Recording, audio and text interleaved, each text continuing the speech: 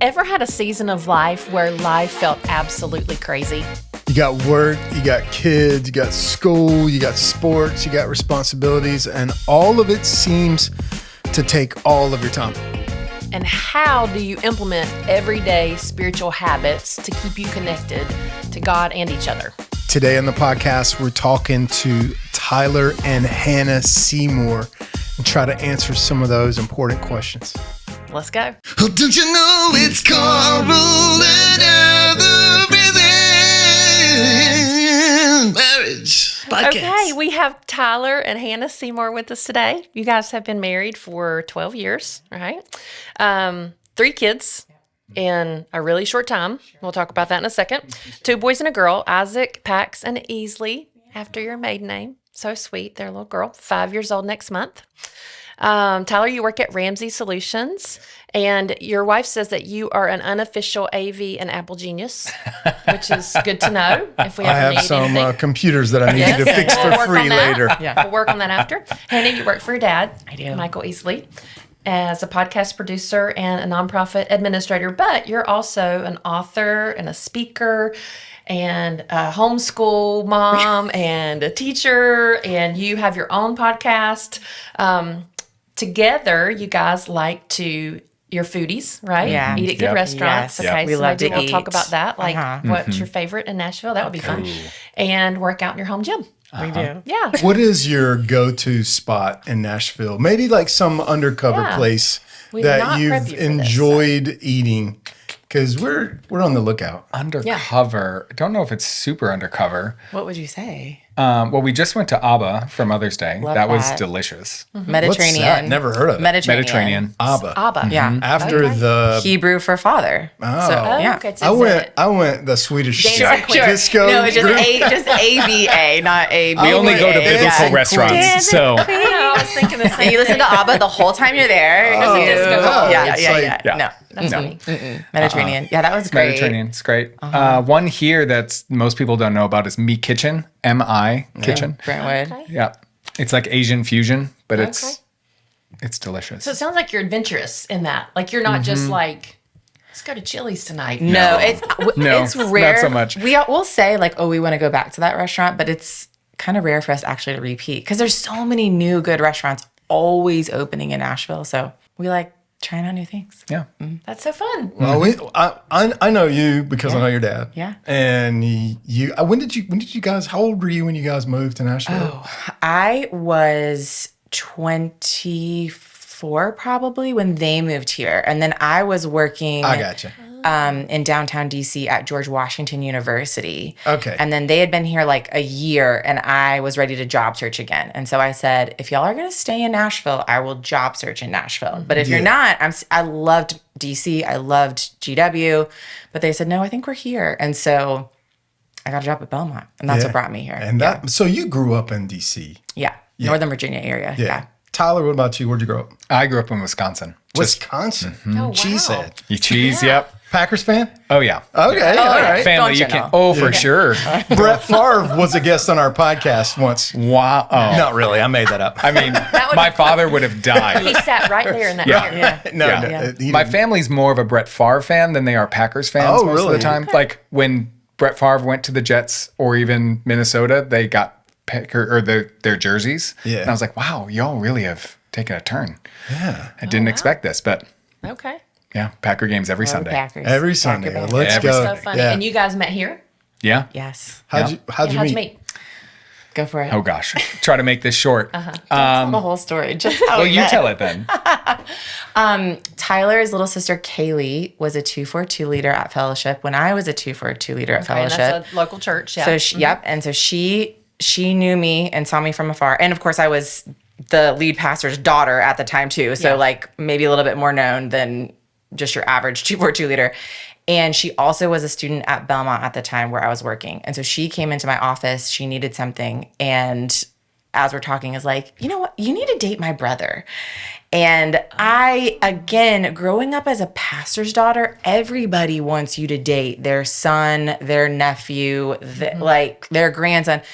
And so I was like, okay, whatever. And she saw him later that day or week and said, you need to date Hannah Easley. And he's like, I don't know who that is. And she's like, Michael Easley's daughter. Because he also was attending fellowship at the time. And he's like, I don't know who that is. I'm not asking out some girl that I've never met. And Kaylee, this is very Kaylee, is like, I don't know how it's going to happen, but it's going to happen. And she had even told a friend that she met for coffee with that day, I just met Tyler's wife. I mean, she knew. She Really? did. And then we literally connected 6 months later because of a Belmont thing. I was Yep. helping facilitate a Belmont alumni video shoot. And we met for probably 90 seconds. Yeah. And he sent flowers to my office saying, It was great you know, to meet you. great to meet you. Oh, I'd like to take you wow. out to Take you dinner. Bold move, Yeah. Tyler. So that I like it. I so- really like that. she that was called it. me, went to dinner, did 3 dates, broke up, Oh, and then met 2 years years later, later. got back together, Engaged. engaged 7 months 7 later, months later. married 4 months after that. wait. Okay, this might need to be a 2-part episode. It's a long story that we really That's why I tried was like, to don't condense. tell the whole story. Don't just, It's- just how it's we a lot. met. Just, Yeah, just yeah. So tune in. We'll have them back for part 2 of how we met and got It could be together. a series. Could be, because that sounds like really exciting. We'll hear the rest later and then make it right. Okay. I want to talk about your book. yeah. Okay. But I want to talk about, first of all, how you guys got, Everyday Spiritual Habits. Dun, There it dun, dun. is. There she is. It's a good looking book. It's a great Thank you. looking book. I like Great it. cover. I never judge a book design. by its cover, but this seems like a good We book. kind of This all is what do. we We all want. do. Tell us about how this happened, and I want to talk about the book and what it's about, but I have some questions around it as it relates to the two of you and coming together around that. So talk about the book first, why you wrote it, what it's So about. how the book happened, I mean, I feel like, especially if it's coming as a story of us, I need to kind of back up even more. I started 2022. So our last child was born in 2021. We entered 2022, and I told Tyler, I either want to bring back No Matter What, which was my podcast in 2020 that I had to put on hold because I was so ill when I was pregnant with Easley. And then, of course, then you're having a newborn and whatever. So it was just kind of on the back burner. And I said, I either want to start No Matter What again, start seminary again, because I had started seminary before we got married, put it on pause, and then just never went back. Or I want to write my next book. Okay. We have like a 6-month-old, and I'm saying this to him. Yes, because you had And already written one book. yes, yeah. What's your previous book? The College Girl Survival Guide. So that was because my first career, I read it every page. it was for you, Carl. And you are my target audience. Target demo. That was my first career. So anyway, all that to say, yeah, we have a 6-month-old, and I'm like, I either want to write a book, restart the podcast, or go back to school. And he's like, okay, Anna. And I'm like, I don't know. I know I can't do all 3, Right. but I'm just going to enter this year in prayer and just put, Lord, I want to do, this is what I want to do. You tell me which one I can do this year. Yeah. And okay. And then one day in May, I came home and said, oh, so I applied for seminary today. He's like, okay. And so that kind of started the journey kind of our crazy life. But to fast forward to the book, truly my last 3 classes kind of were a culmination of things I was chewing on and thinking about. And I kind of created this book proposal out of those last 3 classes. Okay. And I had my last class, let's say, I mean, it was in October. Let's say it was on a Monday. And then I think Wednesday, my agent called me with offers or started pitching the book. I mean, it was just, I went straight from, I'm no longer in seminary to, I'm just writing this book. So that's kind of the like technical story of how this book came to me. Yeah. And so The logistical. she comes to you, says, we have 3 kids that you had in 3.5 years. Yep. Right? Yep. Which is not that was not my plan, by the way. I want to go to seminary, write a book, all these different things. What are you thinking? Heather and I are trying to raise $85,000 to build a maternity ward at the Achik Women's Clinic in Vietnam, South Sudan. I had the opportunity to go there a couple years ago, and I realized that there's a huge need for women, particularly in the area of having a clean, healthy place to give birth to children. And so we would invite you to join us in this giving. To learn more, you can go to Transform South Sudan/maternity. It's Transform South Sudan/maternity. We are more than halfway there already. someone has given a $42,500 matching gift, and people who listen to the podcast have already responded to give. We're getting closer every day for the glory of God and for the joy of the people that it will serve. Let's do it. I want to go to seminary, write a book, all these different things. What are you thinking? I honestly wasn't shocked by it. He knew who he married. I wasn't terrified by it by any means. My whole life I've been a high capacity person. Okay. And I knew whoever I married also had to be a high capacity person. Okay. And so she hates it when I say this, but I always said I needed to marry a superwoman because I couldn't do everything. I needed someone who could level up with me and we could do everything. And so when she wanted to do these things, it was like, okay, great. I know this isn't the plan. Guess it's right now. Here we go. And so life just looked a little different. Sure. Like I would come home from work and then I was on duty. And I was on duty until it was bedtime, put him down, and then she would come out of her office and we'd maybe watch a show or we would just chat and then we'd go to bed. And then the next day we would do the whole thing over again. So, yeah. So how does that work for you as a high capacity person who probably has ambition to say, were you putting some dreams on hold, or was it one of those things where you're Not like, really. no, right now I feel like this is my role. Yeah. And then this won't be forever. Yeah, I of think, thing? I mean, going to marriage is a partnership. Like it's not, we're one person who are trying to achieve kind of the same thing. And in this season, that's my role. Like I'm going to work, I'm doing my job, I'm bringing home the income that we need to survive. She's also doing that in her part-time job. And it was like, okay, this is just what I need to do. It really wasn't a hard decision. Yeah. I don't know how else to say it. No, that's great. That's wonderful. I love how you guys were, let's go. I've been saying this phrase a lot lately, just like, let's just pull the thread. I mean, there could have been a million reasons why you shouldn't do this, you're too busy with it. 100%. Let's just pull the thread and see what happens. you're not committed. You can sign up for seminary. You can also drop out of seminary anytime you want to. And we even had that conversation at the very beginning. I said, because my seminary, actually, I went to Redemption Seminary. It's fully online, accredited. It's the only accredited seminary that's fully online right now. And they are very thoughtful in helping you just kind of process, like, what are the sacrifices that are going to be required for you to complete this program? And they got me thinking and prompted me to sit down with him and go, okay, I do not, like, yes, there are going to be sacrifices. But if our marriage begins to hurt because I am working too long of hours or too early morning, whatever, you need to tell me and we'll stop. Like, well, I will just immediately, because seminary is something that I deeply want to do, but not at the expense of us.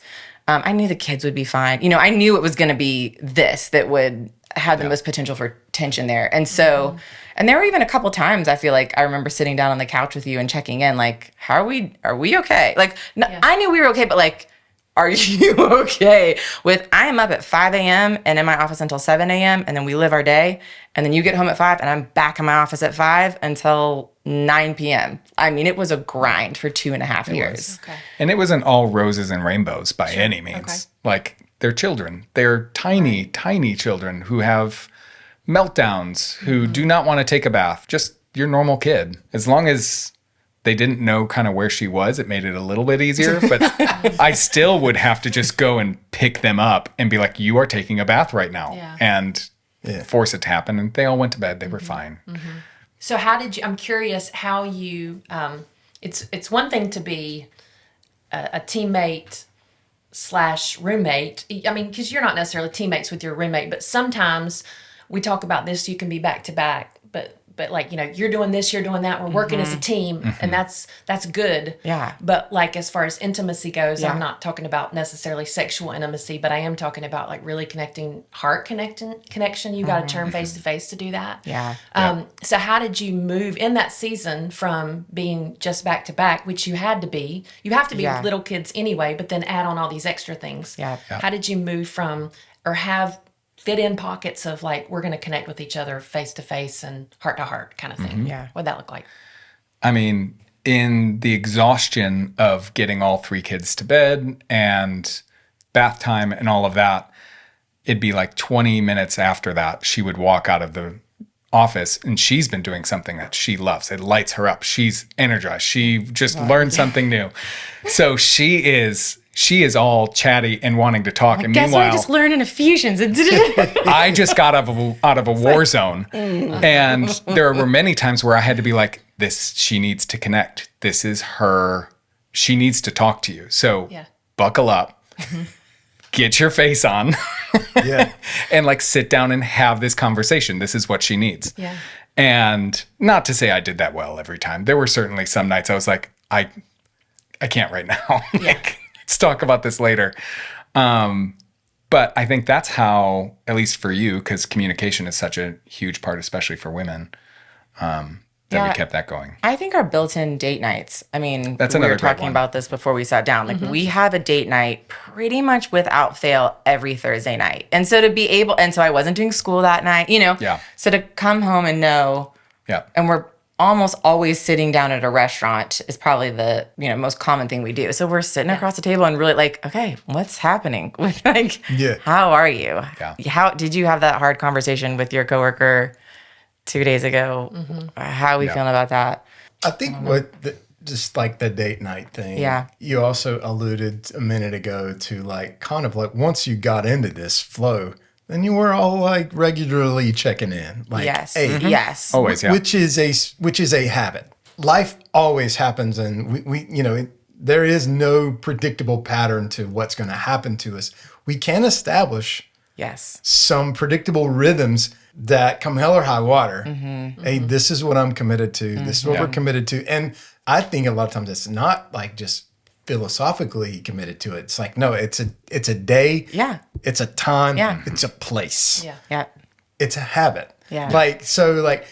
With spiritual life and being married, I think so much of us, like, this marriage just happens to us. And then all of a sudden, like, stuff like divorce or affairs just happen to us.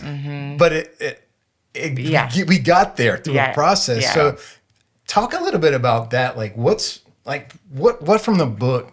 Yeah. So everyday spiritual habits is really taking traditional spiritual disciplines, biblical intake, prayer, solitude, fellowship, celebration, thanksgiving, and practicing the presence of God, and kind of reimagining them instead of, well, study your Bible for an hour and pray in your prayer closet for 30 minutes and like all these things that we imagine, like that's what a serious Christian does, and going, okay, maybe that doesn't fit your season. That doesn't fit my season of life right now. But this is the season of life he's given me. These are the people and the roles and responsibilities, but he still wants to commune with me in this season of life. So how can I take those spiritual disciplines and essentially make them into like small, easy micro habits, atomic habits, tiny habits? I call them seed habits in my book because that's, more Christian.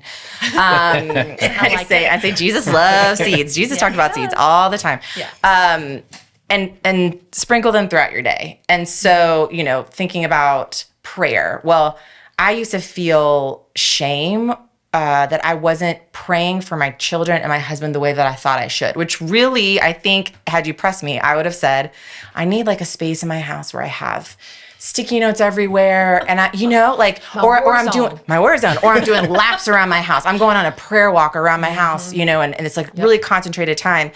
And realizing, oh my goodness, I can be praying intentionally, not just like, oh Lord, help my kids, which also still a great prayer. I can be doing this really intentionally by attaching the habit of prayer when I'm unloading the dishwasher, when I'm making my bed, when I close the doors on my children's rooms at night when they go to sleep. Lord, protect them tonight. Protect them from bad dreams. 2 of my kids have like they're just afraid of going to sleep because of, Lord, show them that you're good and you can, but it's like, how can our day is full of habits. Everything we do is rooted in a habit. And so how can we take those and attach spiritual habits to them that keep you tethered to Jesus throughout your whole day? So that's the book. Yeah. And it's for moms, women, anybody? Yeah, I wrote it for women. This is a contention point for us. I love it. So He was like, this needs to be for men. You should like- not be writing for women. And I was like, let me tell you what the publishing industry is Right. going to say. I get it. Yes. It still applies no matter in the season of busy life that she's living, I'm also living. Like Yeah. the Yes. chaos of the kids at home, it's not like I have all this extra time. Now, Sure. I do have a commute home where I have some silence. Right. I do have time at the office where there is some silence there. So our lives are not the exact same in that capacity. But I think when going back to your question of how do we do this together, one of my favorite parts, and she even talks about it in the book, is celebration and Thanksgiving and finding moments that you mark and you celebrate. And so when she graduated seminary, for example, as soon as she was done, I kind of forgot that I should probably celebrate her as she like finishes I just seminary. finished my last oral exam. Last thing. But I'm home with the kids. I'm like, shoot, what can I do? And so I go and, that classic multicolored construction paper. Yeah. So I just got scissors and cut as many pieces of confetti as I possibly could. And then all of us me and the kids, we got around and waited for her to come out. And when she did, we just threw it up at her and played a celebration song by Jonas Brothers that she loves and the kids. I love it. And so made that just a moment that the kids still talk about. Had a dance to party this in the day. kitchen. Yeah. And then after that, we did a celebration with our close friends of like, hey, we want to mark this moment. And so we did what was it? Diploma party. A dip. Everybody bring a dip. And there was going to be a rating on the dip, so you got judged. Yeah, it was but it was then a competition. Mhm. it ended up being, she wanted everyone to go around and say one thing that you are proud of. That you're celebrating. That you're celebrating. One thing that you're celebrating Yeah. right What's now. going on. Yeah. And some people said that they were so happy that the The Dodgers won. They're a huge Dodgers fans, so Okay. that was their Yeah. thing. My child scored a soccer goal this morning, or Yeah. or my mom's. They did a biopsy on a lump in her breast, and it's benign. Or so it was all over. But it ran the The gamut range of of what you're celebrating. Yeah, but Yeah. but it's How are you celebrating? And then at the end, we all lifted a glass and said, to the goodness of glory of God. Yes. to the goodness and glory of God. Couldn't speak it. And then you cheers. And so that's sort of become a thing now in our house. That's And a big habit for us and the kids. Yeah. Yeah. we have fancy glasses, which are really just plastic champagne glasses for them Yes, because yes. they cannot be trusted. And so every so often it'll come out and they know that like, oh, we get to do it. Like we get to. Toast. Yeah. Well, I remember you did something similar at Yes, your book launch. I did. Yeah. And I loved yeah. it. What I loved about it is it forced me to engage with someone that I may have not engaged with at a deeper level than just like surface communication. Hey, how are you? How do you know Hannah? Yeah. That kind of thing. And then I love that you included your kids in it because they were not probably as much of this process Oh, yeah. Oh, in yeah. these last 2.5, yeah. 3 years as you two, but you brought them in. And I think we talk about this with parenting that, so much more is caught than taught. Like you can say, now be thankful, be thankful, be thankful.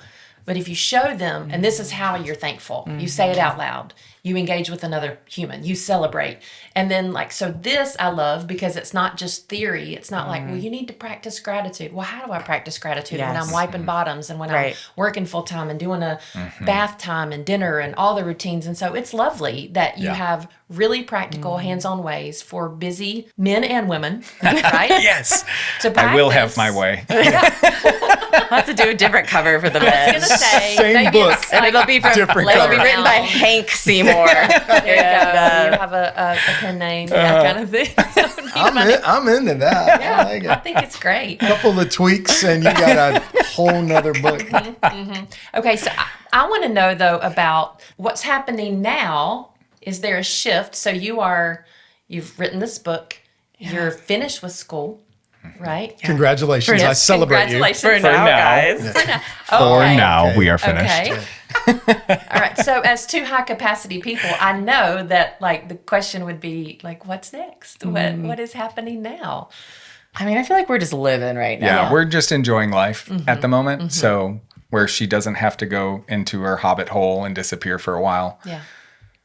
Let me ask you this about your thought process in this, because you are obviously I would say this as a mom, I think about this sacrificing time with your kids. Yeah. Which I would say they're going to remember time with their dad. I think that's really special, that will be a core memory for them. That time with you that like was, we did a similar thing, where Carl had a night and I left once a week, but I was certainly not every night. But they remember daddy night more than they remember every night. I just did the normal mundane things. It was just like so special. But you've made that sacrifice. Yeah. You've obviously made sacrifices throughout this process. And so what would you say to somebody who's in that season of making sacrifices, short-term sacrifice, long-term gain, but maybe they're in 18 months in and they know they have to go 2.5 years. How would you encourage, as a man, how would you encourage the husband? And then as a woman, how would you encourage the wife? And the tables may be turned, but it still may be, I'm sacrificing something for the good of my spouse and my family. How would you encourage them? When we were in premarital counseling or just in that engagement season, it may have been your mom, I don't remember who, someone gave us the advice, or it was the scripture of like, consider one another's needs as more important than your own. Philippians 2. Yeah. And that's really been, we don't talk about this, but that's really been a foundation, I Every think, marriage. for us. And so no matter when it is, it's the moment where I have 3 kids screaming that they don't want to take a bath and she's not there, or it's just kind of like, okay, this is what we have to do. Yeah. And so I think that's really for both of us. And she kind of, because she homeschools the kids, and they're in a tutorial 2 days a week, but she's with them, I'm with him a lot. all day. And so then I came home and then it's just kind of like ships passing in the night. Yeah. It's like, okay, got it. Let's move.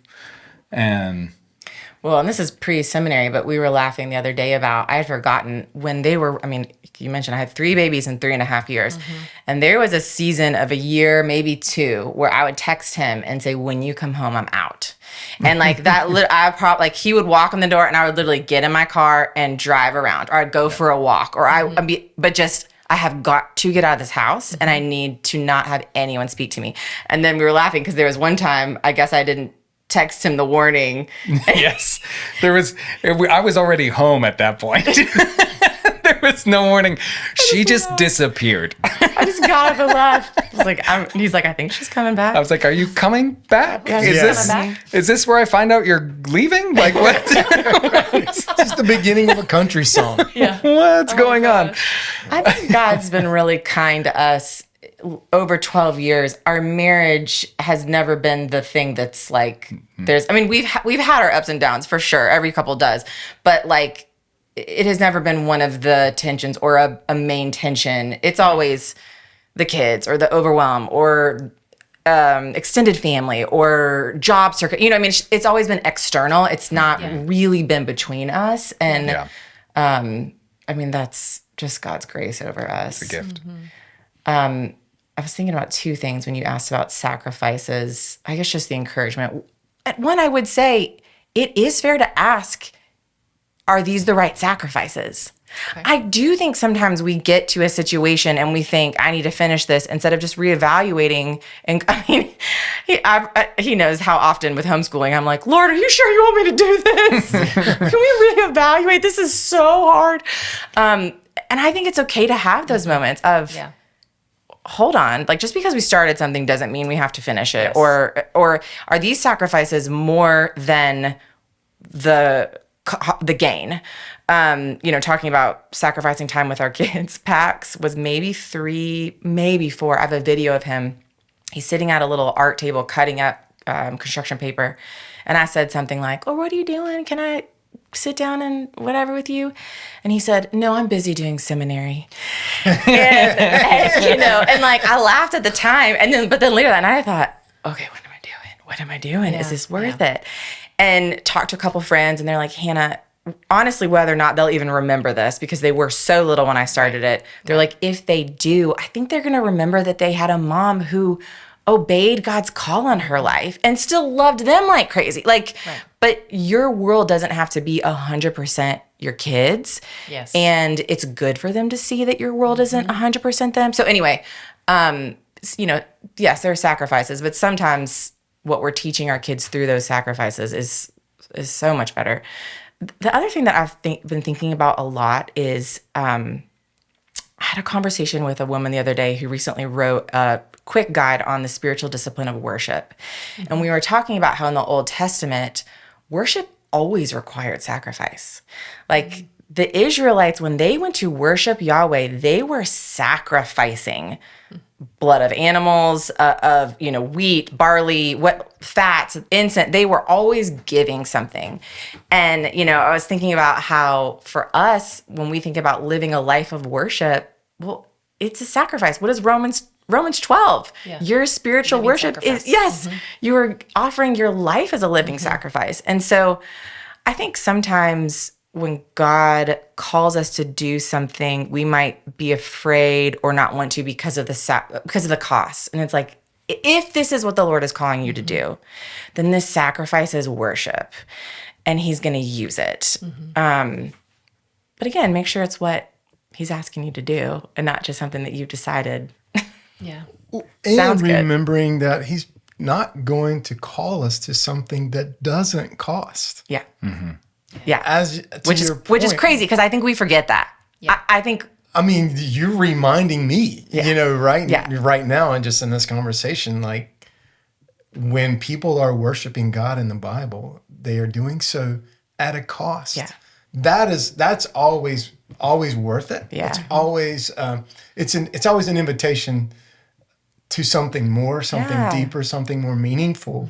But I love that the conversation is kind of like gone that way because that's where our hearts can kind of wake up, even in marriage. Oh, this is hard. I'm sacrificing for you. You're sacrificing for me.